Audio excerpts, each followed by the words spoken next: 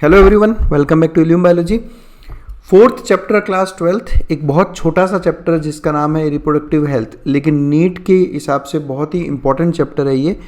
तो in chapter का discussion NCERT recap session यानी कि एनसीईआरटी के पॉइंट ऑफ व्यू से ही हम इसको पढ़ने वाले। देखो, इस चैप्टर की दो खास बातें हैं। पहली बात, ये नीट में तो आएगा ही आएगा आपके, ठीक है। और दूसरी सबसे इम्पॉर्टेंट बात, मैं नीट से ज़्यादा इम्पोर्टेंस इस बात को दूंगा कि देखो, आप लोग जो क्लास 11th 12th या नीट की तैयारी कर रहे हैं अभी, ये सब के सब आप एडोलेसेंट एज ग्रुप में आते हो, ठीक है। तो आपके लिए ज़रूरी है ये सब जानना। ये जो भी ये चैप्टर इसलिए कोर्स में डाला गया है ताकि आप इन चैप्टर से बहुत कुछ सीखें, ठीक है। तो ये चीज़ें सीखना बहुत ज़रूरी है, स्पेशली आज के टाइम के हिसाब से। तो मैं इस चैप्टर को कुछ इस तरीके से लूँगा कि आपका नीट की तैयारी के साथ साथ आपकी लाइफ में भी इससे बहुत सारे बदलाव आएँ और आप बहुत सारी चीज़ों को यहाँ से सीख कर जाएँ, ठीक है। इंट्रोडक्शन लूँगा मैं। इंट्रोडक्शन बेसिकली एनसीईआरटी के स्टार्टिंग के जो एक आधा पेज है जिसमें इन्होंने इनफैक्ट बहुत इन्फॉर्मेशन दिया, बहुत इन्फॉर्मेशन। अब ये इन्फॉर्मेशन ऐसी जनरल इन्फॉर्मेशन है ना कि स्टूडेंट्स जनरली इसको स्किप आउट ही करते हैं, ठीक है। लेकिन इसमें से क्वेश्चंस आते हैं और प्लस इस इन्फॉर्मेशन को जानकर आप लोगों की खुद की लाइफ में आपको क्या अब बदलाव करने हैं वगैरह वगैरह सब हम यहाँ पे अब डिस्कस करेंगे। जैसे जैसे आगे बढ़ेंगे आपको समझ में आएगा। तो आप इस वीडियो को अपने खुद के स्टडी पॉइंट ऑफ व्यू से ज़्यादा देखें, और नीट यूजी के लिए तो इम्पॉर्टेंट है ही है। चलिए, सबसे पहले हम बात करते हैं रिप्रोडक्टिव हेल्थ की बात करते हैं ना। देखो, पहले मैं इस वर्ड को लेता हूँ हेल्थ। हम क्या सोचते हैं कि हेल्थ क्या है, कि भाई मैं बीमार नहीं हूँ तो मैं हेल्दी हूँ। ऐसा नहीं है। केवल बीमार नहीं होना या कोई बीमारी नहीं होना हेल्दी नहीं होता। एक हेल्दी का मतलब होता है कि आप फिजिकली हेल्दी हो, आप मेंटली मानसिक रूप से हेल्दी हो, और आप सोशल तरीके से भी हेल्दी हो। अब जैसे आप मेंटली ओके हो समझो, या फिजिकली ओके हो, लेकिन आप अपने आप को सोशली बॉयकॉट रखते हो, ज़्यादा किसी से बात नहीं करते, या सोसाइटी में आपका कुछ ऐसा नहीं है ज़्यादा मेल जोल, तो वो अल्टीमेटली सोशल हेल्थ को कॉम्प्रोमाइज़ करना भी एक तरह से हेल्थ को कॉम्प्रोमाइज़ करना जैसा है। यहाँ मैं बात करूँगा इस पर्टिकुलर चैप्टर में रिप्रोडक्टिव हेल्थ के बारे में। तो WHO यानी वर्ल्ड हेल्थ ऑर्गेनाइजेशन के डेफिनेशन की बात करें तो रिप्रोडक्टिव हेल्थ का मतलब होता है एक टोटल वेलबींग, यानी पूरी तरीके से ठीक in all aspects of reproduction के आप जितने भी एस्पेक्ट्स सोच सकते हो, उन सब एस्पेक्ट्स को मिला के जो टोटल वेलबींग रहेगा उसको आप रिप्रोडक्टिव हेल्थ कहोगे। कौन कौन से aspects? Physical aspect, emotional aspect, behavioural aspect और सोशल एस्पेक्ट, ठीक है। जैसे मैं एक एग्जांपल लेता हूँ, जैसे कि मैं बात करता हूँ कि एक कपल है, वो चाइल्डलेस है ना, उनको कोई बच्चा नहीं है, शादी को 10 साल हो गए, 15 साल हो गए, तो वो इमोशनली टूट जाते हैं कई बार।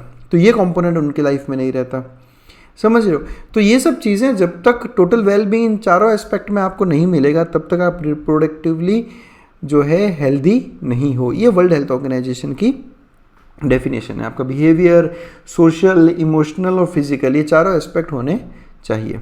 इसलिए एक society with people having physically and functionally normal reproductive organs, एक ऐसी सोसाइटी जिनके लोगों के पास फिजिकली और फंक्शनली रिप्रोडक्टिव ऑर्गन्स हो, ठीक है, और नॉर्मल इमोशनल और बिहेवियरल इंटरेक्शंस हो। इनके इंटरेक्शंस, इन लोगों के इंटरेक्शंस आपस में, इमोशनल और बिहेवियरल इंटरेक्शंस जो हैं वो नॉर्मल हो in all sex related aspects, तभी आप एक सोसाइटी को रिप्रोडक्टिवली हेल्दी सोसाइटी कहोगे, अदरवाइज नहीं कहोगे। जैसे मैंने अभी आपको थोड़ी देर पहले एग्जांपल दिया, तो अभी के टाइम पे अगर हम सोसाइटी की बात करें तो जो सबसे बड़ा इशू है अभी के टाइम पे वो है इनफर्टिलिटी। आप देखना, आपको बहुत केसेस में इनफर्टिलिटी देखने को मिलेगी। तो इनफर्टिलिटी बेसिकली आपका इमोशनल, बिहेवियरल, इन सब पे इम्पैक्ट डालता ही डालता है, ठीक है। तो इसलिए ये सब एस्पेक्ट कवर करने बहुत ज़रूरी रहते हैं। तो अब आइए हम ये जानते हैं कि एक रिप्रोडक्टिवली हेल्दी सोसाइटी कैसे बनाएंगे। देखो, इस चैप्टर को कुछ इस तरह से डील करेंगे कि हम केवल नीट के साथ साथ हम अपने आप की लाइफ में क्या चेंजेस लेके आना है, इस एस्पेक्ट में वो देखना है। उसके अलावा हमें ये भी देखना है कि क्या सोसाइटी में वाकई में इस तरह के कुछ चेंजेस आ रहे हैं क्या, या किस तरह के गवर्नमेंट के प्रोग्राम्स हैं। तो ये सब बातें हमें पता होनी चाहिए, है ना। शुरुआत करते हैं हम लोग। रिप्रोडक्टिव हेल्दी सोसाइटी बनाने के लिए हमें क्या क्या स्ट्रेटजीज अपनानी है, हमें ऐसा क्या क्या करना है, ऐसे क्या क्या प्लानिंग करनी है जिससे हम एक healthy reproductively healthy society constitute कर सके। अगर हम हमारे देश की बात करें, भारत की बात करें, तो भारत उन पहले देशों में था जिन्होंने एक्शन प्लान्स बनाए, प्रोग्राम बनाए नेशनल लेवल पे, ताकि हम एक रिप्रोडक्टिवली हेल्दी सोसाइटी का निर्माण कर सकें। और यही हमारा एक मेन सोशल गोल रहा है ना। ये बहुत गर्व की बात है, बहुत प्राउड की बात है कि India was amongst the first countries, उन देशों में था, ठीक है, जिसमें बड़े बड़े प्रोग्राम्स और प्लान्स बनाए गए नेशनल लेवल पे, ताकि एक टोटल रिप्रोडक्टिव हेल्थ को जो है एक प्रेफरेंस दिया जा सके। तो ये गर्व की बात है हमारे देश के लिए। 1951 की बात करते हैं। अब देखो 1951 केवल 4 साल बाद, हमारा इंडिपेंडेंस कब हुआ? 1947 में। और केवल 4 साल बाद ही हमने कुछ प्रोग्राम्स शुरू किए जिनका नाम रखा गया था फैमिली प्लानिंग, है ना, परिवार नियोजन हिंदी में वर्ड यूज़ होता है इसके लिए, परिवार नियोजन या फैमिली प्लानिंग बोलते हैं। 1951 में ही शुरू कर दिया गया था। और उसके बाद जो डिकेड्स आते गए, यानी जो दशक, डिकेड का मतलब क्या होता है? 10 साल का टाइम। आने वाले डिकेड्स में यानी 1960s, 70s, 80s इन प्रोग्राम्स को और ज़्यादा एसेस किया गया और इनमें बदलाव किए गए। तो ये बहुत इंपॉर्टेंट फैक्ट है, आपको ध्यान रखना है कि फैमिली प्लानिंग प्रोग्राम्स 1951 में ही शुरू हो गए थे। आपने इस तरह के पोस्टर्स देखे होंगे कई हॉस्पिटल्स में, कई NGOs में, है ना, जहाँ पे परिवार नियोजन के बारे में या फैमिली प्लानिंग के बारे में इंफॉर्मेशन देती है भारत सरकार और भारत के अलग अलग राज्यों की सरकारें, स्टेट गवर्नमेंट्स और सेंट्रल गवर्नमेंट की मैं यहाँ पर बात कर रहा हूँ। चलिए, उन्हीं में से एक और प्रोग्राम की बात करते हैं। अभी का जो सबसे बढ़िया प्रोग्राम चल रहा है वो है RCH program, reproductive and child health care programs, ठीक है। इस प्रोग्राम की खास बात क्या है कि इसमें रिप्रोडक्टिव यानी कि जो आप ऐसा समझ लें मेल और फीमेल, उनकी रिप्रोडक्टिव का हेल्थ और प्लस उनके साथ साथ उनके बच्चे का भी पूरा हेल्थ केयर, यानी मदर, फादर और बच्चा, इन सब का हेल्थ को एक मेन सेंटर बना के इस तरह के प्रोग्राम्स चले जाते हैं। भारत सरकार के ये प्रोग्राम्स हैं, RCH प्रोग्राम्स बोलते हैं इनको। ये लेटेस्ट डाटा जो मुझे अभी कुछ सालों पहले मिला इंटरनेट पे, कि इन प्रोग्राम्स में कितने कपल्स ने रजिस्टर किया, कितनी प्रेग्नेंट वुमन ने, चिल्ड्रन ने, ठीक है। ये सब आपको जानने की ज़रूरत नहीं है कितनों ने क्या किया, बस आप ये समझे कि ये प्रोग्राम बहुत बड़े लेवल पे चल रहा है और अभी भी ये कंटिन्यू है RCH प्रोग्राम्स। ये प्रोग्राम्स बेसिकली क्यों बनाए गए थे? ये इम्प्रूव्ड प्रोग्राम्स थे ना, दीज आर इम्प्रूव्ड प्रोग्राम्स जो कवर करता है वाइडर रिप्रोडक्शन रिलेटेड एरियाज, है ना। करंटली अभी ऑपरेशन में चल रहे हैं ये प्रोग्राम, है ना, और ये बहुत वाइड एस्पेक्ट को जो है रिप्रोडक्शन रिलेटेड एरियाज में बड़े लेवल पे ये काम करता है। Creating awareness among people about various reproduction related aspects, reproduction से रिलेटेड जितने भी एस्पेक्ट्स हैं उसके बारे में लोगों को अवेयर करना, है ना, उसमें अवेयरनेस लेकर आना, ये इसका मकसद है। और उसके अलावा providing facilities and support for building up reproductively healthy societies, है ना। RCH प्रोग्राम्स में इस तरह के कई सेंटर्स बनाए गए जहाँ फैसिलिटीज़ दी जाती है, सपोर्ट दी जाती है, ताकि रिप्रोडक्टिवली हेल्दी सोसाइटी का निर्माण किया जा सके। जैसे कि अभी मैं अगर आपको बताऊँ तो एक मैटरनल एंड चाइल्ड हेल्थ के ऊपर प्रोग्राम्स चलते हैं काफ़ी। ये बेसिकली इसका मेन मकसद क्या रहता है कि जितने भी बड़े बड़े हॉस्पिटल्स हैं उन हॉस्पिटल्स में एक अलग ही डिपार्टमेंट बनता है मैटरनल और चाइल्ड हेल्थ का, ठीक है, तो जो इन एरियाज़ को कवर करते हैं। तो ये RCH प्रोग्राम्स या reproductive and child health care programs कहलाते हैं। इस पे क्वेश्चन आ रखा है नीट में कि RCH प्रोग्राम्स मेन बेसिकली किसके लिए रहते हैं। और देखते हैं हमें क्या क्या करना होगा एक रिप्रोडक्टिवली हेल्दी सोसाइटी बनाने के लिए। तो with the help of audio visual and the print media, governmental and non governmental agencies, पहले मैं इसका मतलब बताता हूँ। देखो आपको, देखो एक होती है गवर्नमेंट एजेंसीज। गवर्नमेंट एजेंसीज कुछ ऐसी एजेंसीज जो भारत के जो सरकारें चलाती है, ठीक है। अब गवर्नमेंटल एजेंसीज भी देखो दो तरह की होगी। एक होगी सेंट्रल गवर्नमेंट की एजेंसी। सेंट्रल गवर्नमेंट की एजेंसी मतलब जो भारत सरकार, इंडियन गवर्नमेंट की जो एजेंसी है वो सेंट्रल गवर्नमेंट की एजेंसीज है। और एक होती है स्टेट गवर्नमेंट की एजेंसीज, जैसे हमारे राजस्थान में राजस्थान सरकार, बिहार में बिहार सरकार। तो आपकी जो स्टेट की जो गवर्नमेंट है वो चलाती है और सेंट्रल गवर्नमेंट से चलने वाली सेंट्रल गवर्नमेंट एजेंसीज है। तो इसके अलावा कुछ नॉन गवर्नमेंटल एजेंसीज भी है जो गवर्नमेंट की नहीं है लेकिन प्राइवेट प्लेयर्स इसमें बेसिकली हैं। बेसिकली देखो क्या होता है कि ये जितनी भी बड़ी बड़ी कंपनीज़ हैं अपने देश में, ये कंपनीज़ का भी देखो मेन रोल रहता है। जैसे मैं आपको एक बताता हूँ, मैं इनफेक्ट नाम लेना चाहूँगा बिल्कुल। मैं काफ़ी प्रभावित हुआ था वो देखकर। मैंने ICICI वालों ने, जो ICICI बैंक आपने नाम सुना होगा, ICICI वालों ने ना एक RSETI नाम का एक प्रोग्राम चलाते, वो फुल फॉर्म वगैरह जाने दो सब। इन्होंने बहुत बड़े लेवल पे लोगों को स्किल डेवलपमेंट चालू किया। देखो इसका रिप्रोडक्टिव हेल्थ से कोई लेना देना नहीं, मैं रिप्रोडक्टिव हेल्थ की बात नहीं कर रहा, मैं आपको बता रहा हूँ कि नॉन गवर्नमेंटल एजेंसीज भी किस लेवल पे काम करती है। ICICI वालों का RSETI प्रोग्राम्स चलते हैं, आपको करीब करीब मुझे ऐसा लगता है हर डिस्ट्रिक्ट में इस तरह के प्रोग्राम्स मिल जाएंगे इन ICICI वालों के। तो जितने भी आसपास के लोग हैं इनको ये स्किल्स सिखाते हैं ताकि वो खुद का कुछ ना कुछ छोटा मोटा काम शुरू कर सकें। तो इस तरह की नॉन गवर्नमेंटल एजेंसीज होती है, ठीक है, इनको ये भी इस तरह के कामों में बहुत बढ़ चढ़ कर हिस्सा लेती है। देखो बहुत सिंपल सी बात है, केवल अगर हम ये सोचें एक सिटीज़न की तरह, अगर हम ये सोचें कि सब कुछ सरकारें करेगी तो ऐसा नहीं होता भाई। गवर्नमेंट क्या क्या करे, बहुत बड़ा देश है, ठीक है, और बहुत बड़े देश है, बहुत बड़े देश में बहुत बड़ी दिक्कतें भी होती है, तो उन सब को हैंडल करना इतना आसान काम नहीं है, ठीक है। तो केवल मैं आप लोगों से रिक्वेस्ट करूंगा कि आप अपने आप को एक बेहतर सिटीज़न बनाएं, और गवर्नमेंट को गाली देने या गवर्नमेंट को कर्ज करने से अच्छा है कि गवर्नमेंट के साथ मिलकर, या फिर गवर्नमेंट के साथ नहीं मिलकर भी, तो आप एटलीस्ट अपने लेवल पे ही अगर छोटे मोटे काम करना भी चालू करोगे तो भी आप गवर्नमेंट को बहुत बड़ा सपोर्ट दे सकते हो। इसका बहुत छोटा सा एग्जांपल देता हूँ मैं आपको कि अगर आपने सड़क पर से गिरा हुआ अगर एक छोटा सा प्लास्टिक का बोतल भी उठा के साइड में किया, और इस तरह से हम सब अपने आप ही सफाई रखने बैठे, तो ज़रूरत ही नहीं पड़ेगी बहुत बड़े लेवल पे ये स्वच्छता अभियान और चलाने की।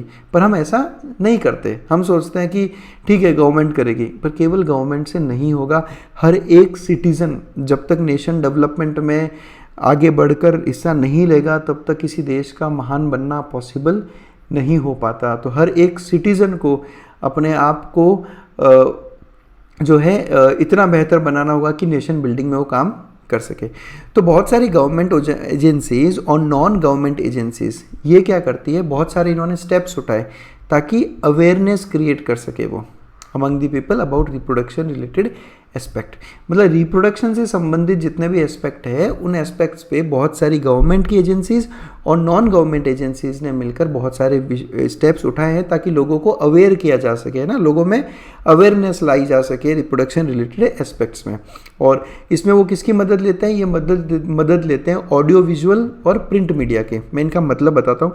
देखो सारी NCERT की लाइन्स है ना, मैंने अपनी मर्जी से कोई लाइन नहीं लिखी, सब NCERT की लाइन्स है। पर मैं आपको बस ये दिखाना चाहता हूँ कि इस 1-1.5 पेज में NCERT ने बहुत ही खूबसूरत तरीके से बहुत कुछ लिखा है, ठीक है। ऑडियो विजुअल का मतलब क्या होता है, जैसे आप रेडियो सुनते हो तो आप रेडियो में देखना, आप कई बार जो है रेडियो में आप इस तरह के कार्यक्रम सुनते हो। जैसे आपने बेसिकली कई बार खेती बाड़ी के बारे में सुना होगा कि खेती में किस तरह से किसानों को प्रोत्साहित किया जाता है, ठीक है। तो ऐसे ही रिप्रोडक्शन रिलेटेड एस्पेक्ट्स में भी FM में ये सब चलता रहता है। या विजुअल की बात करें, ऑडियो तो हो गया रेडियो, और विजुअल की बात करें तो टीवी पे आप ज़रूर इस तरह के ऐड देखते हो, या सिनेमा थिएटर्स जाते हो तो देखो आप किस तरह से सिनेमा थिएटर्स में हर मूवी के बीच में तंबाकू से रिलेटेड वो ऐड दिखाते रहते हैं आपको। तो इस तरह के ऑडियो विजुअल मीडियम्स कहते हैं इनको। जैसे अब ये मुझे मिला था ये मतलब मैंने देखो ये मैं सिर्फ इसलिए ये सब चीज़ें यहाँ पे शामिल कर रहा हूँ ताकि मैं इस टॉपिक को थोड़ा सा इंटरेस्टिंग बना सकूँ और आपको ये बता सकूँ कि जो हमारे माइंड में थिंकिंग है कि गवर्नमेंट कुछ नहीं कर रही, मैं आपको उस चीज़ से बाहर निकालना चाहता हूँ। देखो मैंने खुद ने 10 साल गवर्नमेंट हॉस्पिटल में एज ए डॉक्टर काम किया है, ठीक है।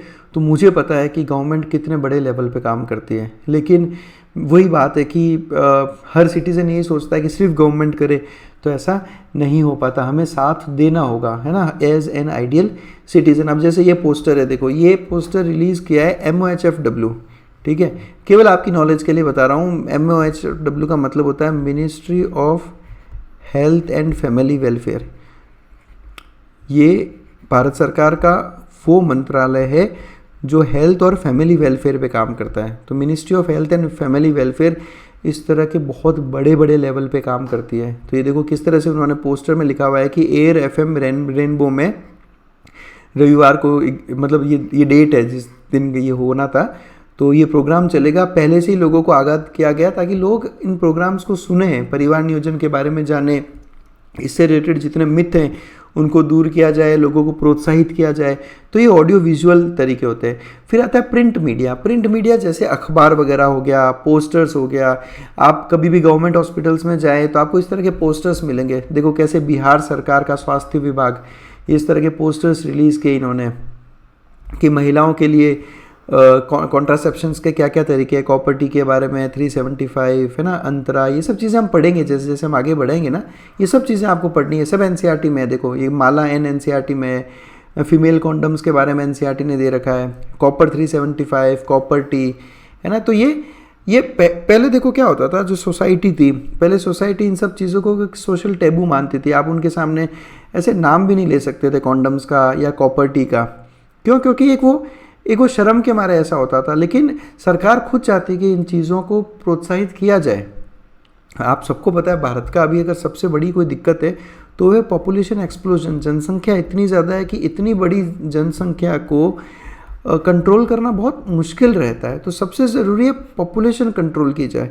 और जब तक हम इन सब चीज़ों के बारे में खुलकर बात नहीं करेंगे, कॉन्डम्स के बारे में, कॉपर टी के बारे में, ये चीज़ें करना पॉसिबल नहीं हो पाएगा। इसलिए government audio visual aids, print media की हेल्प से, अखबारों में आप देखना, आप किसी भी दिन का अखबार उठा लेना, कोई ना कोई ऐड ज़रूर रहेगा वहाँ पे सरकार का, चाहे वो स्टेट गवर्नमेंट का हो, सेंट्रल गवर्नमेंट का हो, या चाहे रिप्रोडक्शन रिलेटेड हो या किसी भी रिलेटेड हो।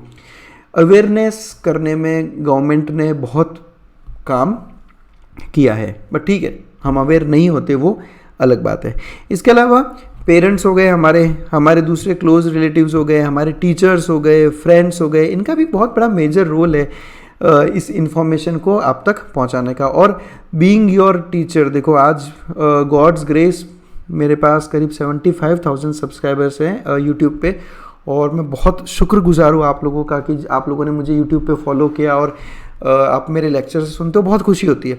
तो एज अ टीचर मैंने डिसाइड किया कि मैं इस चैप्टर को केवल एक नीट का चैप्टर है इसलिए पढ़ना है वो नहीं करना चाहता। मैं ये चाहता हूँ कि मेरे इस चैप्टर के लेक्चर्स सुन के आप अपने आप को एक बेहतर एडोलेसेंट की तरह बिहेव करें और समाज में एक बदलाव लेकर आए। ठीक है, तो इसलिए ये जो NCERT की लाइन है कि टीचर का बहुत बड़ा रोल है।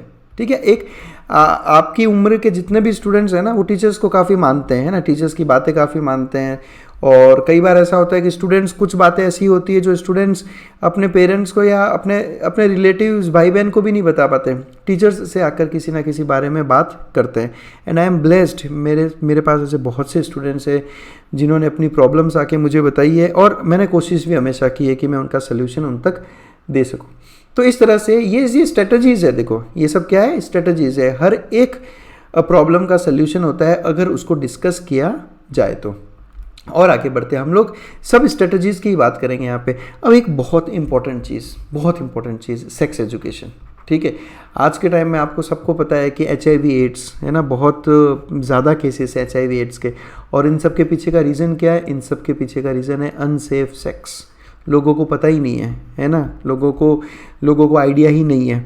उस चक्कर में इस तरह के केसेस बढ़ते रहते हैं। हमें सेक्स को हम हमेशा एक इस वर्ड को बोलने में ही हम कतराते हैं। हम ऐसा सोचते हैं ना कि फ्रेंड्स के साथ भी या किसी के साथ भी हम डिस्कस नहीं कर पाते। क्यों? क्योंकि हमें एक सोशल टैबू की तरफ फील होता है कि यार ऐसी बात तो हम कैसे करें। लेकिन उस चक्कर में हम उससे रिलेटेड नॉलेज नहीं ले पाते और कहीं ना कहीं किसी ना किसी तरह की गलती करके हम कहीं ना कहीं फंस जाते हैं। तो प्रॉब्लम कैसी भी हो आप उसको डिस्कस करें और इसको सोशल टैबू नहीं समझें। इसलिए आज के टाइम में ज़रूरत है कि स्कूल्स में क्लास 11th और क्लास 12th में सेक्स एजुकेशन को एक मैंडेटरी सब्जेक्ट की तरह पढ़ाया जाना चाहिए। और मैं तो ये कहूँगा कि केवल बायो के स्टूडेंट्स को ही नहीं, आप चाहे कॉमर्स के हो, आर्ट्स के हो, आपको सेक्स एजुकेशन का एजुकेशन 11th-12th क्लास में मिलना चाहिए, ताकि सबसे पहली बात आपके मन से उससे रिलेटेड जो एक शर्म है वो निकले और आप वो सब चीज़ें सीखें ताकि आप कहीं ना कहीं कोई गलती नहीं करें। तो ये ज़रूरी है क्योंकि ये एजुकेशन आपको जनरली जनरली पेरेंट्स भी हिचकिचाते हैं इस तरह की बात करने से अपने बच्चों से, है ना। तो ये स्कूल्स में अगर दी जाए तो बहुत एक हेल्पफुल रहेगा। तो एनसीईआरटी कहती है कि introduction of sex education in schools should also be encouraged to provide right information to the young people so as to discourage children from believing in myth and having misconceptions about sex related aspect। तो ये जो बच्चों में आजकल myth develop होते हैं sex से related, या उनके माइंड में कुछ मिसकंसेप्शन है, गलत धारणाएं हैं सेक्स को लेकर, उन सब गलत धारणाओं को स्कूल लेवल पर ही दूर कर दिया जाना चाहिए। क्योंकि 11th 12th 10th के बच्चे इस एज में रहते हैं। आपका ये एज ग्रुप कौन सा रहता है? 14 to 17, है ना, जब प्यूबर्टी वाला एज रहता है आपका, है ना। तो इस एज में ही अगर सही चीज़ें सीख ली जाए तो हमेशा बेहतर रहता है। क्लियर। उसके अलावा हमें प्रॉपर इंफॉर्मेशन देनी होगी, ठीक है, रिप्रोडक्टिव ऑर्गन्स के बारे में। क्लियर।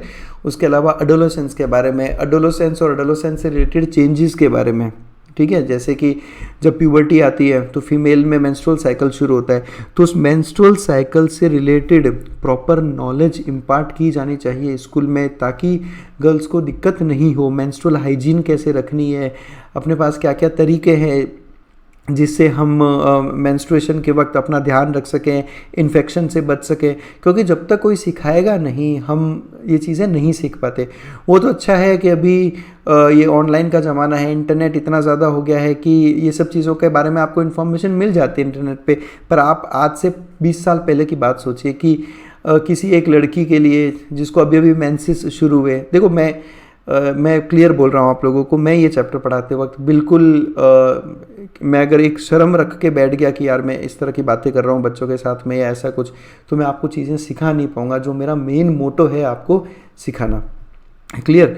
तो मैं वही कह रहा था कि ये सबका जो नॉलेज है वो इम्पार्ट किया जाना चाहिए स्कूल में। उसके अलावा सबसे ज़रूरी है इस एज ग्रुप में बच्चों को सेफ़ और हाइजीनिक सेक्सुअल प्रैक्टिसेस के बारे में बताने का, ताकि हम सेक्सुअली ट्रांसमिटेड डिजीजेज जैसे HIV एड्स, हेपेटाइटिस बी, इन सब के प्रिवेंशन को रोक सकें। तो safe sexual practices, hygienic sexual practices क्या होती है, इसके बारे में प्रॉपर इन्फॉर्मेशन होनी चाहिए। और जैसा मैंने कहा सेक्सुअली ट्रांसमिटेड डिजीजेस है ना, HIV एड्स, हेपेटाइटिस, जितनी भी डिजीज़ है इनके बारे में प्रॉपर इन्फॉर्मेशन बच्चों तक हमें पहुंचानी है, लोगों तक हमें पहुंचानी है। केवल बच्चों को तक नहीं, लोगों तक हमें पहुंचानी है, ताकि लोगों को मदद मिले इस सब में। लेकिन अपना मेन टारगेट ये एडोलेसेंट एज ग्रुप रहेगा, क्योंकि यही वो एज है जब हम ये सब चीज़ें नई रहती है हम लोगों के लिए। तो वहाँ पर ही सबसे ज़्यादा जो है हमें ध्यान रखने की आवश्यकता है, क्योंकि अगर यहाँ पर ही अगर हमने सब कुछ बढ़िया किया तो लाइफ टाइम हम एक रिप्रोडक्टिवली हेल्दी लाइफ जी पाएंगे। आप खुद सोचें, एक 18 साल का लड़का या 18 साल की लड़की और उसको अनसेफ सेक्स प्रैक्टिस की वजह से HIV एड्स हो जाए तो उसका पूरा लाइफ जो है वो दिक्कत में आ जाएगा। तो अगर एक रिप्रोडक्टिवली हेल्थी लाइफ जीना है तो एडोलेसेंट एज में ही हमें ये सब की जानकारी हमारे पास होनी चाहिए।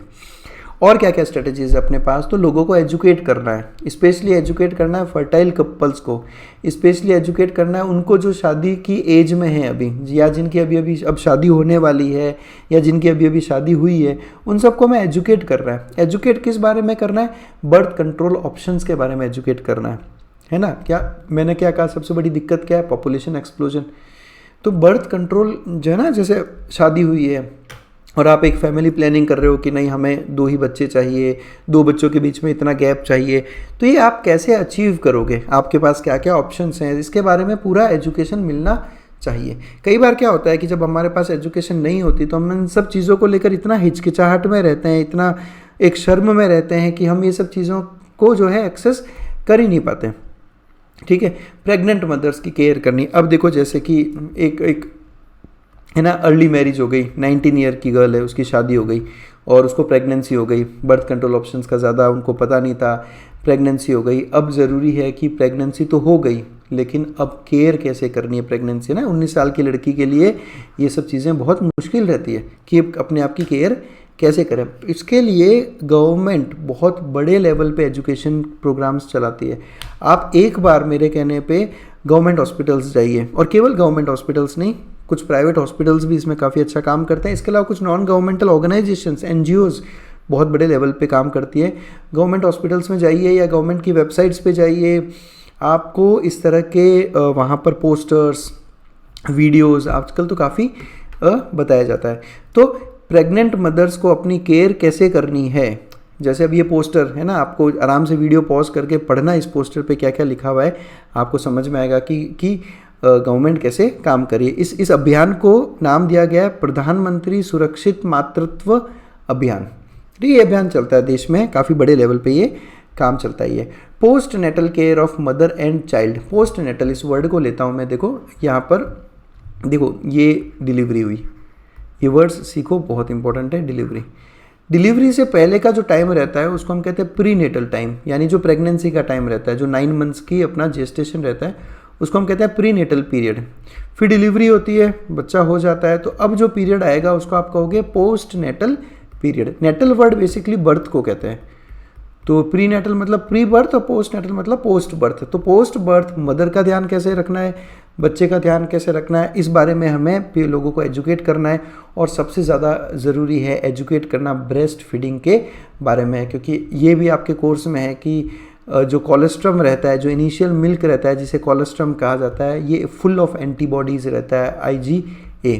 तो ये बात केवल साइंस के स्टूडेंट्स जानेंगे तो कैसे काम चलेगा, आप समझ रहे हो। I think everyone should know कि कोलेस्ट्रम में बहुत सारी एंटीबॉडीज़ होती है और ये बहुत ज़्यादा इंपॉर्टेंट है बच्चे की इम्यूनिटी डेवलप करने में। एक और पोस्टर मैं आपको दिखाता हूँ, ये देखो, ये है ministry of health and family welfare, जो मैंने अभी आपको बताया था, MOHFW है ना, MOHFW, ministry of health and family welfare. World breast feeding week केवल इंडिया में नहीं, पूरी दुनिया में 1 से 7 अगस्त, जो फर्स्ट वीक रहता है अगस्त में, वो वर्ल्ड ब्रेस्ट फीडिंग वीक रहता है। ठीक है, तो इस वीक में क्या होता है, बेसिकली सरकार, NGOs सब मिलके बहुत बड़े बड़े लेवल पे एजुकेशन प्रोग्राम्स चलाती है। जैसे ये एक पोस्टर है गवर्नमेंट का, वो कहते हैं कि नेचर की सबसे पहली वैक्सीन मदर का मिल्क है, यानी कि कोलेस्ट्रम है। इसलिए आप इंश्योर करें कि बच्चे को पैदा होने के 1 घंटे के अंदर अंदर ब्रेस्ट फीडिंग ज़रूर करवाएं, क्योंकि बच्चा अभी अभी इस एनवायरनमेंट में आया है तो उसको इम्यूनिटी की बहुत ज़रूरी है, और कोलेस्ट्रम से बेहतर इम्यून प्रोडक्ट कोई नहीं है। इसलिए इन्होंने क्या कह दिया, इसे नेचर्स फर्स्ट वैक्सीन। तो यू शुड नो कि जो अगस्त का फर्स्ट वीक रहता है वो वर्ल्ड ब्रेस्ट फीडिंग वीक रहता है। आप जब तक अवेयर नहीं होंगे आप औरों को अवेयर नहीं कर पाएंगे। अवेयरनेस ज़रूरी है। इस देश में खासकर एडोलेसेंट्स या टीनेजर्स की बात करूँ तो 90% लोगों को पता है कि अगस्त का फर्स्ट संडे फ्रेंडशिप डे रहता है ना, सबको पता है, लेकिन किसी को ये नहीं पता कि अगस्त का first week world breast feeding week रहता है। समझो, और ये ज़रूरी है। आज आप 1 सीखोगे, 1 से 2 सीखेंगे, 2 से 4 सीखेंगे, तो यही अवेयरनेस होता है, यही होता है एजुकेशन। तो ये बेसिकली एक ऐसा टॉपिक है जो केवल साइंस के लिए ही नहीं, कॉमर्स, आर्ट्स, जितने भी स्टूडेंट्स हैं उन सबको ये सिखाना बहुत ज़्यादा ज़रूरी है। और सबसे इम्पॉर्टेंट चीज़, लोगों को एजुकेट करना है कि चाहे मेल हो या फीमेल चाइल्ड हो, कोई फ़र्क नहीं है। अभी के टाइम में दोनों के लिए इक्वल अपॉर्चुनिटीज़ है, दोनों के लिए इक्वल अपॉर्चुनिटीज़ है। आप देखो, आप मैं केवल एक छोटा सा क्रिकेट का एग्जांपल ले लेता हूँ, तो इंडियन क्रिकेट टीम है वुमेन की पूरी, इनका पूरा अपना ही एक लीग चलता है, वर्ल्ड कप्स होते हैं। तो समझो, मेरा कहने का मतलब है कि फ़ीमेल चाइल्ड के लिए भी आज के टाइम पे उतनी ही अपॉर्चुनिटीज़ है जितनी कि मेल चाइल्ड के लिए। तो ये लोगों को एजुकेट करना ज़रूरी है, क्योंकि ये सबसे बड़ा दिक्कत यही है। लोगों को लगता है कि फ़ीमेल चाइल्ड हो गया तो सब दिक्कत हो जाती है, और यही रीज़न है कि अपने देश में फीटिसाइड्स के केस बहुत ज़्यादा है, फीमेल फीटिसाइड्स के। फीमेल फीटिसाइड्स का मतलब क्या होता है कि जो आपने सुना होगा कि अगर उनको पता चल जाता है कि लड़की होने वाली है तो डिलीवरी से पहले ही उसको मार देते हैं, है ना, भ्रूण हत्या जिसे आप कहते हो एकदम शुद्ध हिंदी में, कि आप फीटस को ही, फीमेल फीटस को ही मार देना, इसको भ्रूण हत्या या फीमेल फीटिसाइड्स कहते हैं। क्यों? क्योंकि उन्हें उस बारे में एजुकेशन इतना नहीं है, वो ज़्यादा नहीं करते। तो ये सब ज़रूरी है एजुकेट करना। क्यों ज़रूरी है एजुकेट करना? ताकि हम एक सोशली कॉन्शियस हेल्दी फैमिली बना सकें डिज़ायर्ड साइज़ की। डिज़ायर्ड मतलब एक छोटा सा, डिज़ायर्ड मतलब जो हम डिज़ायर करते हैं ना, तो एक डिज़ायर्ड साइज़ की, जो जनरली हम कहते हैं ना, हम 2 हमारे 2, है ना, पेरेंट्स, मम्मी पापा और 2 बच्चे। तो सोशली कॉन्शियस हेल्दी फैमिली आप तभी बन पाओगे जब आपको ये सब चीज़ें बहुत अच्छे से एजुकेटेड रहेगी तब। और स्ट्रेटजीज़ की बात करें, अवेयरनेस क्रिएट करनी है हमें लोगों के में। अवेयरनेस क्या है कि क्या प्रॉब्लम्स होगी अगर अनकंट्रोल्ड पॉपुलेशन ग्रोथ होगा, तो है ना। बहुत सिंपल सी बात है, जितना ज़्यादा पॉपुलेशन उतना ज़्यादा उस पॉपुलेशन को हैंडल करना, उस पॉपुलेशन के लिए घर प्रोवाइड करना, उस पॉपुलेशन के लिए खाना प्रोवाइड करना, साफ़ पानी प्रोवाइड करना, आप सोचें कितना मुश्किल होता होगा। कंट्रोल्ड पॉपुलेशंस होती है ना, तो भारत का सबसे बड़ा दिक्कत अनकंट्रोल्ड पॉपुलेशन ग्रोथ है। तो इसके लिए हमें अवेयरनेस जगानी होगी। सबसे इम्पॉर्टेंट है आज के टाइम में हमें अवेयरनेस क्रिएट करना होगा सोशल इविल्स के लिए, जैसे कि सेक्सुअल अब्यूज़ बहुत ज़्यादा कॉमन हो गया है अभी के टाइम पे, है ना। आप पढ़ते ही होंगे अखबारों में वगैरह वगैरह कि अभी तो ऐसी कंडीशंस आ गई है कि घरों में ही घर के मेंबर्स द्वारा ही सेक्सुअल अब्यूज़ किया जा रहा है, ठीक है। और शर्माहट के मारे या हिचकिचाहट के मारे कंप्लेंट्स नहीं पहुंच पाती, मतलब इतना ज़्यादा वो घबराहट या हिचकिचाहट है बच्चों में कि बच्चे अपने पेरेंट्स तक को नहीं बता पाते। स्कूल में उनके साथ सेक्सुअल अब्यूज़ हो रहा है तो घर पे आके पेरेंट्स को नहीं बता पा रहे, इस केवल और केवल शर्म के मारे। तो आपको अपने घर में एक ऐसा माहौल क्रिएट करना होगा ताकि आपके बच्चे आकर आपसे इन बारे में बात कर सकें, ठीक है। सेक्सुअल अब्यूज़ को जो है रोकना बहुत ज़्यादा इम्पोर्टेंट है।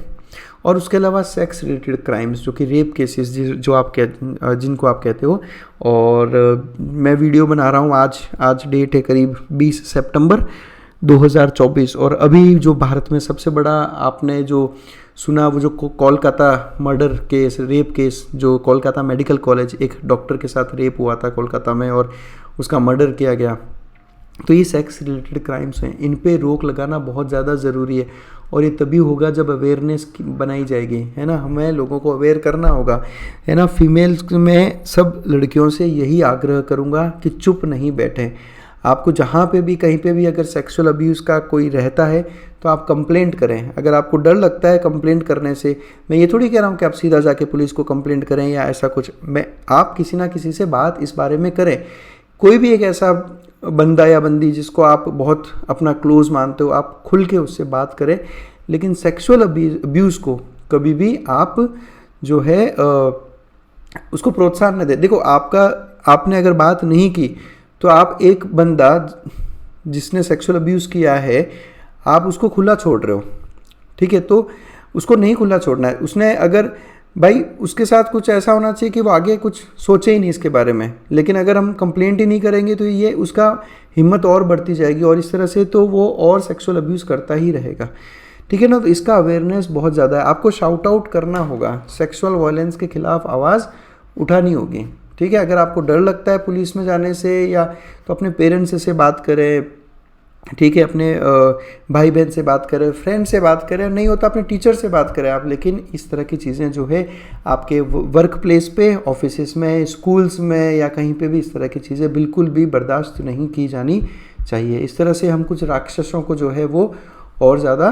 प्रोत्साहन दे रहे हैं। तो इनके लिए हमें अवेयरनेस क्रिएट करना होगा ताकि लोग सोचें इन बारे में और नेसेसरी स्टेप्स उठाएं। कंप्लेंट जाएगी तो नेसेसरी स्टेप्स उठाए जाएंगे, कंप्लेंट नहीं जाएगी तो स्टेप्स नहीं उठाए जाएंगे। नेसेसरी स्टेप्स उठाओगे तभी आप उनको प्रिवेंट कर सकते हो और तब जाकर आप एक सोशली रिस्पॉन्सिबल और हेल्दी सोसाइटी बना सकते हो। मैं वापस अपनी लाइन दोहरा रहा हूँ, किसी देश को महान बनाने में केवल सरकारें या 4 लोग जिम्मेदार नहीं होते। जब तक उसका हर एक सिंगल सिटीज़न अपनी ड्यूटीज़ पूरी तरीके से नहीं करेगा तब तक वो देश महान नहीं बन सकता। तो आप हर एक बंदा रिस्पॉन्सिबल है किसी भी देश के उठने या गिरने के लिए। क्लियर? तो ये ज़रूरी है। ये देखो, ये सारी की सारी एनसीईआरटी की लाइन्स है, पर मैंने इन लाइन्स को कुछ इस तरह से प्रेजेंट किया आपके सामने ताकि आपको थोड़ा ये इंटरेस्टिंग लगे। बाकी अदरवाइज़ तो बुक में केवल इसको निबंध की तरह ही लिखा हुआ है। तो इसको एक बार आप अच्छे से पढ़ें, समझें, बैठें, ठीक है। आज मैं बायोलॉजी से ज़्यादा आपको मॉरल साइंस पढ़ाने में बैठा हूँ यहाँ पर, ठीक है। तो इन सबको पढ़ें, फिर एनसीईआरटी से रिलेटेड चीज़ें पढ़िएगा आप। और स्ट्रेटजीज़ के बारे में बात करेंगे हम लोग। हमें बहुत सारे जो एक्शन प्लान्स हैं हमारे, उनको सक्सेसफुली इम्प्लीमेंट करना है ना। गवर्नमेंट के पास प्लान्स बहुत होते हैं, उनको इम्प्लीमेंट करना भी बहुत ज़रूरी है। आइडियाज़ बहुत है, इम्प्लीमेंट करना है। और इम्प्लीमेंट अगर करना है बड़े लेवल पे तो हमें चाहिए होंगे इंफ्रास्ट्रक्चर, ठीक है। अब मैं चाहता हूँ कि मुझे इम्प्लीमेंट करना है, हम एक प्रोग्राम बना रहे हैं सेफ़ डिलीवरी के ऊपर, या प्रोग्राम बना रहे हैं एक प्रेग्नेंट फीमेल की मतलब उसका ध्यान कैसे रखना है, सेफ डिलीवरी, बच्चे की हेल्थ के बारे में, तो उसके लिए मुझे इंफ्रास्ट्रक्चर की ज़रूरत पड़ेगी। मुझे ज़रूरत पड़ेगी बहुत बड़े बड़े रिसर्च इंस्टीट्यूट्स की, हॉस्पिटल्स की। अब जैसे ये जो पिक्चर है ये एम्स जोधपुर का पिक्चर है, ये all India institute of medical science AIIMS है ना। ये हॉस्पिटल्स, आप इतने बड़े बड़े हॉस्पिटल्स इंफ्रास्ट्रक्चर डेवलप करोगे तभी जाकर जो है हम इम्प्लीमेंट कर पाएंगे एक्शन प्लान को। उसके अलावा हमें ज़रूरत पड़ेगी प्रोफेशनल एक्सपर्ट्स की, है ना। प्रोफेशनल एक्सपर्ट्स जैसे कि डॉक्टर्स। अभी दिक्कत ये है कि गाँवों में और इतने बड़े लेवल पे जो है हमारे पास बड़े हॉस्पिटल्स या क्या कहते हैं नंबर ऑफ डॉक्टर्स उतने नहीं हैं कि हम इतने एक्सपर्ट्स को वहाँ पर भेज सकें। और उसके लिए सबसे ज़्यादा उसके लिए ज़रूरी हमारे पास में मटेरियल सपोर्ट, हमें बहुत ज़्यादा मटेरियल सपोर्ट की ज़रूरत पड़ेगी। अब मैंने कोई स्कीम निकाला, सरकार ने कोई स्कीम निकाली, तो वो लोगों तक तभी पहुँचेगी जब आपके पास उसको पहुँचाने का मटेरियल अवेलेबल हो, है ना। घर घर जाकर पोस्टर्स लगाने हैं, है ना, बस स्टैंड्स पे, रेलवे स्टेशन पे, जब तक लोगों को अवेयर करने में यही ज़रूरी रहता है। अब ये सब हमें ज़रूरत क्यों है, हमें क्यों चाहिए इंफ्रास्ट्रक्चर, हमें क्यों चाहिए प्रोफेशनल एक्सपर्ट्स, मटेरियल सपोर्ट? ये सब हमें इसलिए चाहिए ताकि हम मेडिकल असिस्टेंस दे सकें, हम लोगों को केयर दे सकें इन रिप्रोडक्शन रिलेटेड प्रॉब्लम। समस्याएं बहुत है ना। STDs के केसेस बहुत है, सेक्सुअली ट्रांसमिटेड इन्फेक्शंस के केसेस बहुत है, लेकिन हमें चाहिए कि हम देश में बड़े बड़े HIV सेंटर्स बनाएं जहाँ पर हम केवल एक्सक्लूसिव HIV से रिलेटेड काम कर सकें। तो आप समझो हमें कितने बड़े लेवल पे इंफ्रास्ट्रक्चर, कितने बड़े लेवल पे प्रोफेशनल्स की ज़रूरत पड़ेगी।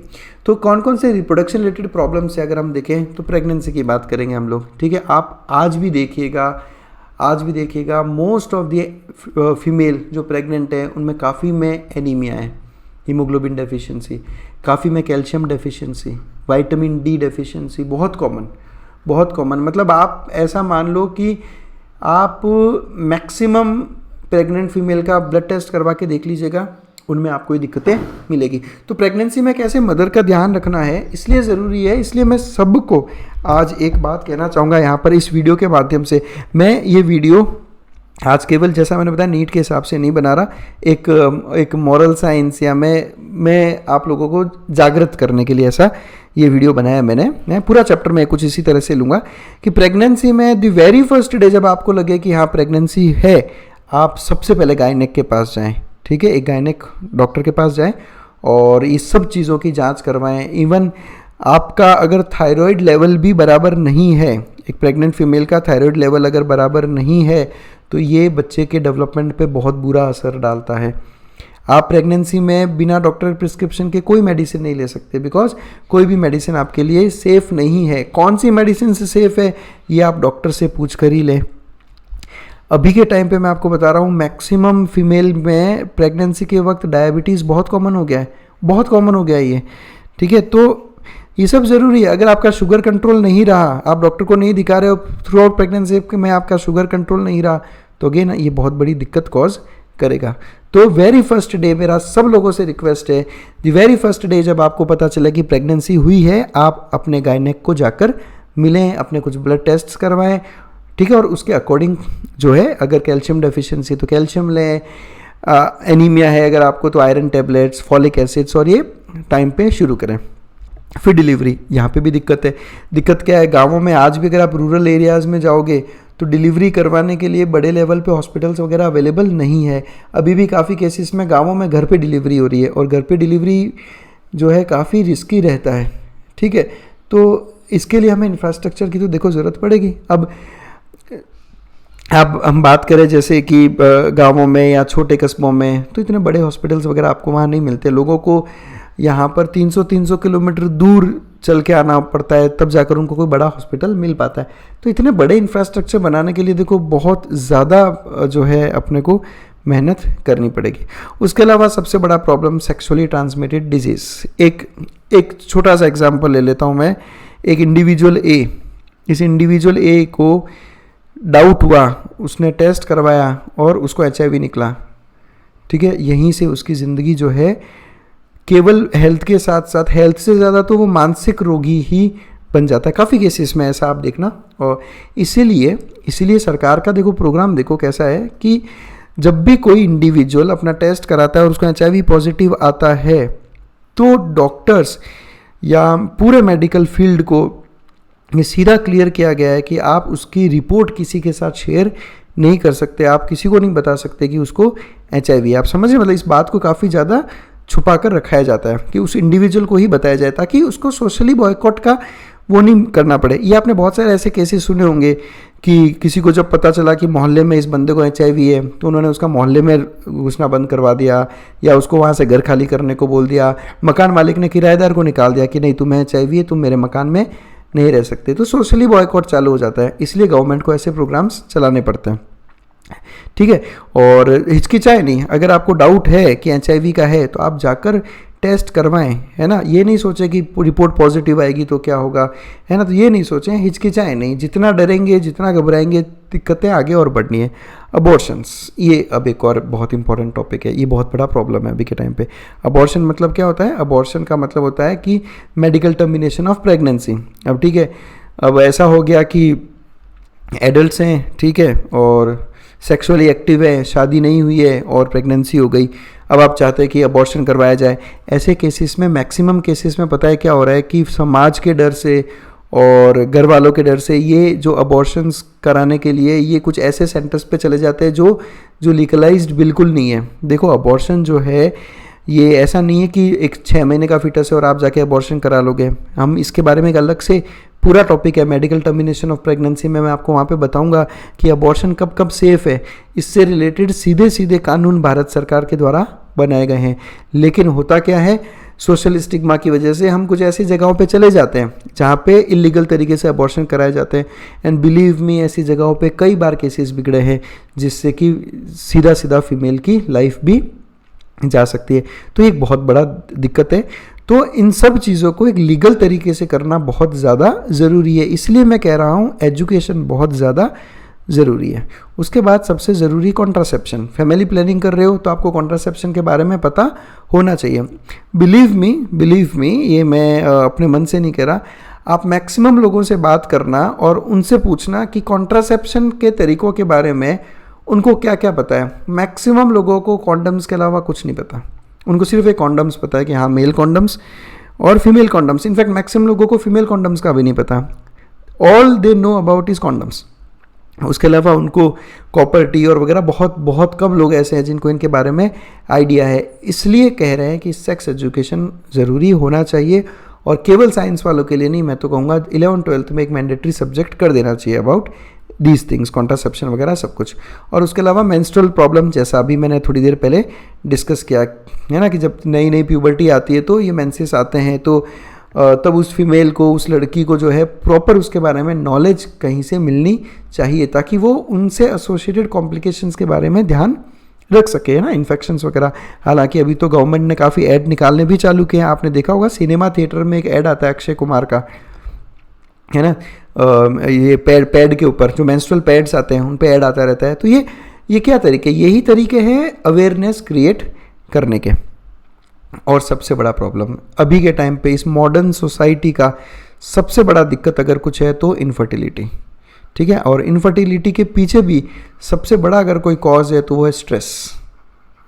तो स्ट्रेस, वर्क स्ट्रेस, है ना, पढ़ाई का स्ट्रेस, ये स्ट्रेस। आगे हमने हमारी लाइफ को पूरी तरीके से स्ट्रेस के अंदर धकेल दिया है। हमें हर छोटी चीज़ आज के टाइम पे स्ट्रेस दे रही है, ठीक है। तो अब वही बात है कि जितना ज़्यादा स्ट्रेस उतना ज़्यादा इनफर्टिलिटी के केसेस। मॉडर्न सोसाइटी का सबसे बड़ा प्रॉब्लम इनफर्टिलिटी क्या है, मेल इनफर्टिलिटी क्या है, फीमेल इनफर्टिलिटी क्या है और इसको ओवरकम करने के तरीके क्या है, वो सब के ऊपर मैंने बहुत अच्छे वीडियोस बना रखे हैं, इन विट्रो फर्टिलाइजेशन वगैरह, और डिटेल में, केवल नीट के हिसाब से नहीं, 5-6 वीडियोज़ हैं टोटल। तो वो ज़रूर देखना, आपको उसमें बहुत इन्फॉर्मेशन दिया मैंने आपको इनफर्टिलिटी के बारे में। तो ये कुछ बेसिक प्रॉब्लम्स हैं जिनके ऊपर हमें काम करना है सबके ऊपर। और आगे बढ़ते हैं हम लोग।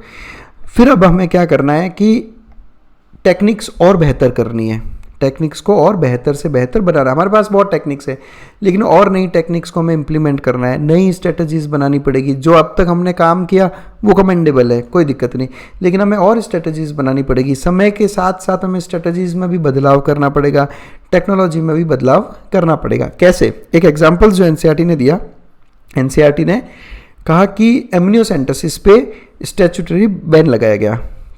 क्यों लगाया गया? एमनियोसेंटेसिस क्या होता है, पहले मैं आपको एमनियोसेंटेसिस के बारे में बताता हूँ, फिर बताता हूँ कि बैन क्यों लगाया। ये पिक्चर देखो आप, है ना, एक प्रेग्नेंट फीमेल का पिक्चर है। देखो क्या होता है कि आपने पढ़ा होगा कि जो एम्ब्रियो का डेवलपमेंट होता है तो उस एम्ब्रियो के चारों तरफ एक एक्स्ट्रा एम्ब्रियोनिक लेयर रहती है जिसे कहा जाता है एमनियन। इस एमनियन के अंदर फीटस का ग्रोथ होता है। ये एमनियन, इसके अंदर फीटस रहेगा और इस एमनियन और फीटस के बीच में फ्लूइड रहता है यहाँ पे, जिसे एमनियोटिक फ्लूइड कहते हैं। इस एमनियोटिक फ्लूइड में जो है इस फीटस के सेल्स प्रेजेंट होते हैं। तो एमनियोसेंटेसिस एक ऐसा प्रोसेस है जिसमें हम लोग एक सिरिंज की हेल्प से इस एमनियोटिक फ्लूइड को बाहर निकालते हैं। सिंपल सा एक तरीका, एक सिरिंज डालते हैं और सिरिंज डालने के बाद में आप सिरिंज को जब ऊपर खींचते हो तो इसके साथ ही फ्लूइड बाहर इसमें भर जाता है। और अब इस फ्लूइड में क्या है, इस फ्लूइड में फीटल सेल्स हैं, फीटस के सेल्स हैं और प्लस कुछ डिजॉल्व सब्सटेंसेस हैं।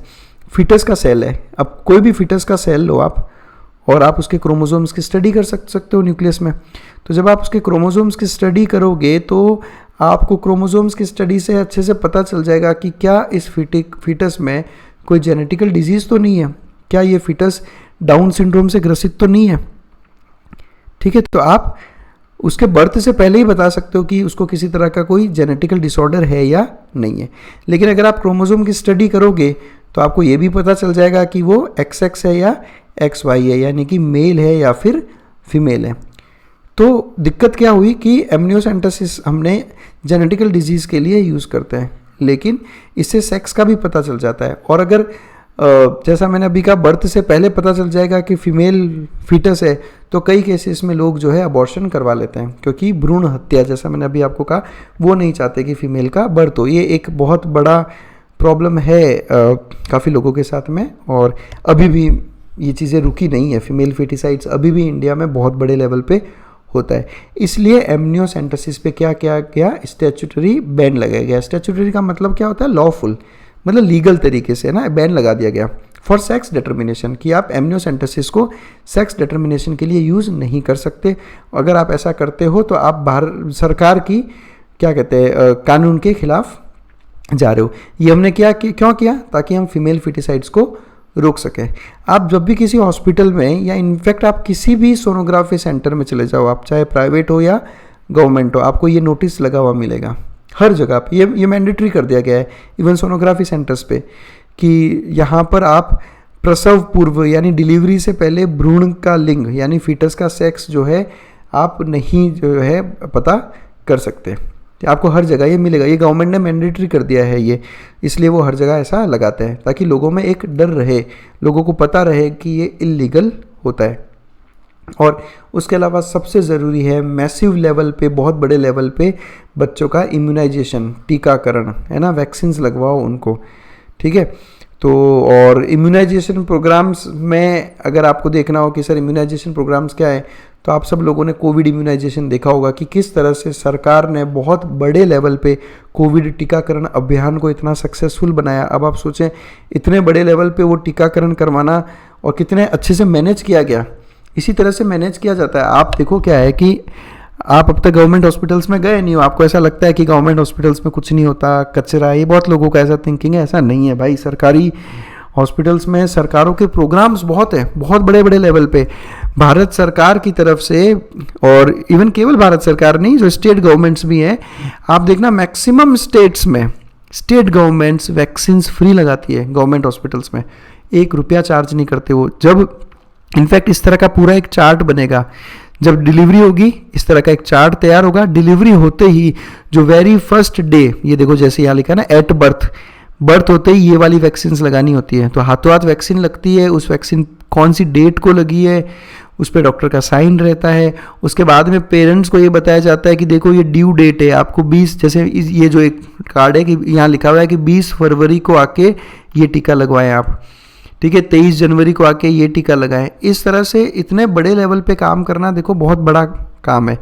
आप देखो जब तक वो बच्चा 10 साल का नहीं होता तब तक का पूरा भविष्य में कौन कौन से टीके कब कब लगेंगे आपको पूरी इन्फॉर्मेशन दी जाती है। और उसके बाद भी अगर आप नहीं लगवा पाए तो इसमें देखिए आपकी ही पूरी तरीके से गलती है। तो ये बहुत बड़े लेवल पे चाइल्ड इम्यूनाइजेशन प्रोग्राम चालू है। इवन प्राइवेट हॉस्पिटल्स भी ये करते हैं, है ना। प्राइवेट हॉस्पिटल्स में भी आपको प्रॉपर एक वैक्सीनेशन शेड्यूल, एक वैक्सीनेशन चार्ट मिलता है। हाँ, वो अलग बात है, देखो प्राइवेट हॉस्पिटल्स तो चार्ज करेंगे ही, है ना, उनका बनता है चार्ज करना, लेकिन गवर्नमेंट सब कुछ फ्री करती है, पूरा फ्री है ना, हर एक टीका सब कुछ फ्री है। तो जो लोग ये सोचते हैं कि बच्चों को टीका लगवाने का पैसा नहीं है, उनके लिए मैं बोल दूं, उनको आप एजुकेट करें कि वैक्सीनेशन फ्री है, आप जाएं हॉस्पिटल्स में और वैक्सीन लगवाएं। आप एक बार ये वीडियो पॉज करके इस चार्ट को ज़रूर देखो, मैं ये सारे हटाता हूँ, इस चार्ट पे देखो आप कौन कौन सी बीमारियों के नाम लिखे हुए हैं, ताकि आपको आइडिया रहे कि कौन कौन सी बीमारियों की वैक्सीन अवेलेबल है अभी।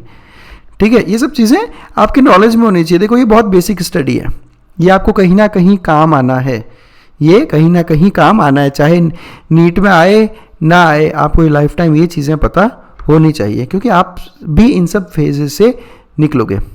फिर एमनियोसेंटेसिस, अभी हमने पढ़ा कि कुछ एमनियोटिक फ्लूइड को जो है डेवलपिंग फिटस में से निकाल लिया जाता है, ताकि हम उस फ्लूइड में प्रेजेंट फीटल सेल्स को और डिजॉल्व सब्सटेंसेस को स्टडी कर सके। उसको स्टडी करके हम जेनेटिक डिसऑर्डर्स का पहले ही पता लगा लेते हैं, जैसे डाउन सिंड्रोम हो गया, हीमोफीलिया, सिकल सेल एनीमिया, ये सब जेनेटिक डिसऑर्डर्स हैं, ताकि फीटस की सर्वाइवेबिलिटी जो है डिटरमाइन कर सकें। लेकिन इससे सेक्स का भी पता चलता है, इसलिए सेक्स डिटर्मिनेशन के लिए इस प्रोसीजर को प्रतिबंधित किया गया है, बैन लगा दिया गया है, ताकि हम जो भ्रूण हत्या है वो उसको रोक सकें। और आगे बढ़ते हैं हम लोग, ठीक है। और उसके अलावा क्या करना होगा हमें, उसके अलावा हमें करना होगा रिसर्च। बहुत बड़े लेवल पे हमें रिसर्च की ज़रूरत है, जितना हमने अब तक जाना समझा और उसको आगे बढ़ाने की ज़रूरत है। रिप्रोडक्शन रिलेटेड एरियाज़ पे हमें और ज़्यादा रिसर्च की ज़रूरत है, तो हमें रिसर्च को एंकरेज करना पड़ेगा। रिसर्च को एंकरेज करने के लिए सरकारें बहुत बड़े बड़े लेवल पे रिसर्च इंस्टीट्यूट्स खोलती हैं, पीएचडी प्रोग्राम्स चलते हैं, फेलोशिप प्रोग्राम्स चलते हैं। आप देखिएगा, आप जब अपना यूजी पीजी कंप्लीट करेंगे तब आपको ये सब चीज़ों का नॉलेज मिलने लगेगा कि फेलोशिप्स प्रोग्राम वगैरह क्या रहते हैं। और इनको सपोर्ट करती है government agencies, non government agencies, research इसमें काफ़ी काम करती है, ताकि हम नए मेथड्स की तलाश कर सकें। जो अब तक हमने डेवलप किया बहुत बढ़िया है, लेकिन हमें और भी नए नए तरीक़ों की ज़रूरत पड़ेगी। और इसका सबसे बढ़िया एग्जाम्पल है सहेली। ठीक है, देखो सहेली जो है इसको डेवलप किया था हमारे लखनऊ ने ही के ही CDRI ने, सेंट्रल ड्रग रिसर्च इंस्टीट्यूट। तो जैसा मैंने कहा ना, हमारे देश में भी रिसर्च इंस्टीट्यूट्स बहुत हैं और बहुत बड़े लेवल पे काम होता है। वैसा ये CDRI, central drug research institute, ये इंस्टीट्यूट बेसिकली ड्रग्स की रिसर्च पे काम करता है। सेंट्रल इसलिए बोलते हैं क्योंकि सेंट्रल गवर्नमेंट का एजेंसी है, इसलिए इसको सेंट्रल ऐसा बोला गया है। सेंट्रल गवर्नमेंट चलाती है इसको, यानी कि भारत सरकार। तो इन्होंने डेवलप की एक कॉन्ट्रासेप्टिव पिल, है ना, गर्भ निरोधक गोली जिसको हम कहते हैं, सहेली नाम उसका रखा गया। और नाम देखो, इन्होंने बहुत सोच समझ के इतना बढ़िया नाम रखा है ना इन्होंने, कि ये बहुत हिट हुआ। सहेली अपने आप में एक बहुत हिट हुई है ये गोली, और इसका हिट होने के पीछे सबसे बड़ा रीज़न ये है कि नॉन स्टेरॉयडल है। ये क्या है? Non steroidal. अब आपको पता होगा, जिसको हम कहते हैं ना ओरल कॉन्ट्रासेप्टिव पिल्स कहते हैं इनको, OCPs, oral contraceptive pills. Oral क्योंकि आपको इसको टैबलेट की फॉर्म में आता है, तो आपको ओरली इसको लेना होता है, और ये इन पिल्स से जो है प्रेगनेंसी नहीं होती। OCPs कहते हैं इन्हें। OCPs जो पहले आती थी ना, सब स्टेरॉयडल होती थी, सब स्टेरॉइड्स होते थे उसमें, और जिसके साइड इफ़ेक्ट्स बहुत होते थे। तो उन OCPs की वजह से उन फीमेल्स में साइड इफ़ेक्ट्स बहुत डेवलप होते थे। इसलिए थैंक्स टू CDRI इन्होंने डेवलप की एक नॉन स्टेरॉयडल ड्रग। तो जितने ये साइड इफ़ेक्ट्स थे उनको रोक लिया गया। सबसे मज़े की बात ये, जो आप पहले जो OCPs आती थी स्टेरॉइड्स वाली, वो डेली लेनी होती थी, लेकिन सहेली वंस अ वीक टैबलेट है। तो देखो आप, एक जो जहाँ पर पहले हम रोज़ एक टैबलेट ले रहे थे, अब वंस अ वीक लेनी पड़ रही है। और जहाँ पहले हम स्टेरॉयडल ले रहे थे, साइड इफ़ेक्ट से हम परेशान हो रहे थे, अब यहाँ साइड इफ़ेक्ट नहीं है। इसलिए कह रहे हैं कि रिसर्च बहुत ज़्यादा ज़रूरी है। और ये नीट का सबसे इंपॉर्टेंट क्वेश्चन है ये। कई बार पूछा जाता है एक नॉन स्टेरॉयडल प्रिपरेशन का नाम बताओ, आंसर है सहेली। कई बार क्वेश्चन आया कि सहेली डेवलप किसने की, तो CDRI लखनऊ। ठीक है, ध्यान रखें, ओरल कॉन्ट्रासेप्टिव पिल है फीमेल्स के लिए, है ना, वो नाम से समझ में आ गया होगा आपको सहेली। हाँ, तो ये फीमेल के लिए ये। चलिए और आगे बढ़ते हैं हम लोग। अब हम देखते हैं कि एक improved reproductive health of society, एक ऐसी सोसाइटी जिसका रिप्रोडक्टिव हेल्थ बहुत इम्प्रूव्ड है, बहुत अच्छे लेवल पे है, उसके क्या क्या इंडिकेशंस हैं, कैसे पता चलेगा कि कोई सोसाइटी रिप्रोडक्टिवली हेल्दी है। तो वो सोसाइटी के जो लोग हैं उनमें बेटर अवेयरनेस है अबाउट सेक्स रिलेटेड मैटर्स, है ना, अवेयरनेस है, अवेयर है लोग वहाँ के। Increase number of medically assisted deliveries, बिल्कुल सही बात है। आप समझो आप एक ऐसी सिटी में गए जहाँ पे 95% 97% डिलीवरीज हॉस्पिटल में हो रही हो या मेडिकली असिस्टेड है, ठीक है, तो आप समझें कि वो एक रिप्रोडक्टिवली हेल्दी सोसाइटी है। उसके अलावा better post natal care, post में ना बर्थ के बाद जो केयर हो रही है मदर की और बच्चे की वो बेहतर हो रही है। और उसके अलावा सबसे इंपॉर्टेंट आपका MMR और IMR काफ़ी हद तक कम हुआ है। MMR IMR का मतलब क्या होता है? Maternal mortality rate. मॉर्टेलिटी का मतलब होता है डेथ। कई बार आपने ऐसा सुना होगा कि डिलीवरी के वक्त मदर की डेथ हो गई, या कई बार आपने सुना होगा कि डिलीवरी के वक्त इन्फेंट की डेथ हो गई, या डिलीवरी के 2 महीने बाद इन्फेंट की डेथ हो गई। तो किस रेट पे इन्फेंट्स की या छोटे बच्चों की डेथ हो रही है, इन्फेंट्स की डेथ हो रही है, उसको हम कहते हैं इन्फेंट मोर्टेलिटी रेट। और किस रेट पे मदर की डेथ हो रही है उसको हम कहते हैं मैटरनल मोर्टेलिटी रेट। तो इन दोनों में जब गिरावट आ रही है ना, डिलीवरी के वक्त मरने वाली मदर्स का नंबर या इन्फेंट्स का नंबर कम हो रहा है, तो ये शो कर रहा है कि सोसाइटी रिप्रोडक्टिवली हेल्दी है। Increased number of couples with small families, हमारे 2 वाली फैमिलीज आपको जब किसी सोसाइटी में ज़्यादा दिखने लगे तो आप समझ जाओ कि रिप्रोडक्टिव हेल्थ सोसाइटी की बेहतर है। Better detection and cure of STDs, HIV AIDS detection बहुत जल्दी किया गया, और जितना जल्दी उसको डिटेक्ट किया गया आप उतना बेहतर तरीके से उसके साथ सर्वाइव कर पाओगे। And increased medical facilities for all sex related problems, है ना। आपने ऐसी मेडिकल फैसिलिटीज़ बना रखी है जहाँ पे आप सेक्स रिलेटेड सारी समस्याओं का जो है समाधान कर सके। तो ये सब कुछ इंडिकेशंस है about reproductive health of society. तो ये था इंट्रोडक्टरी पार्ट इसका। नेक्स्ट वीडियो में हम लोग बात करेंगे about contraception and all. IMR MMR की भी बात करूंगा मैं, एक पैराग्राफ है, 1-2 पैराग्राफ है इसके ऊपर, वो भी हम डिस्कस करेंगे। एंड आई रियली होप कि आपने आज इस वीडियो से केवल नीट के लिए नहीं, नीट के अलावा भी बहुत कुछ आपने अपनी लाइफ के लिए भी, और आप कैसे रिस्पॉन्सिबल हो एक अच्छा राष्ट्र निर्माण में, एक अच्छा देश बनाने में, वो आपने आज सीखा होगा। और मैं आप सबसे आग्रह करूंगा कि आप चाहे डॉक्टर बने, इंजीनियर बने या कुछ भी बने अपनी लाइफ में, सबसे पहले आप एक आइडियल सिटीज़न बने। सबसे पहले आप एक आइडियल, एक इंस्पिरेशनल सिटीज़न बने, तभी आपकी लाइफ जो है वो, तभी मैं उसको सक्सेस मानूंगा। मेरी नज़र में वो मेन सक्सेस है ना। अगर आप बहुत बड़े डॉक्टर हो और आप इस देश के लिए या इस समाज के लिए कुछ नहीं कर रहे तो भी उसका कोई फ़ायदा नहीं होता। ठीक है, तो अगर आपको लगता है वीडियोस अच्छे थे, सपोर्ट करें हमें। हर वीडियो के नीचे ज्वाइन का बटन है, ज्वाइन करें, मेंबर बने हमारे, और ताकि जब भी आप मेंबर बने हमारी इस व्हाट्सएप नंबर पे मैसेज कर दें मुझे, मैं आपको मेंबर्स वाले ग्रुप में ऐड कर दूंगा।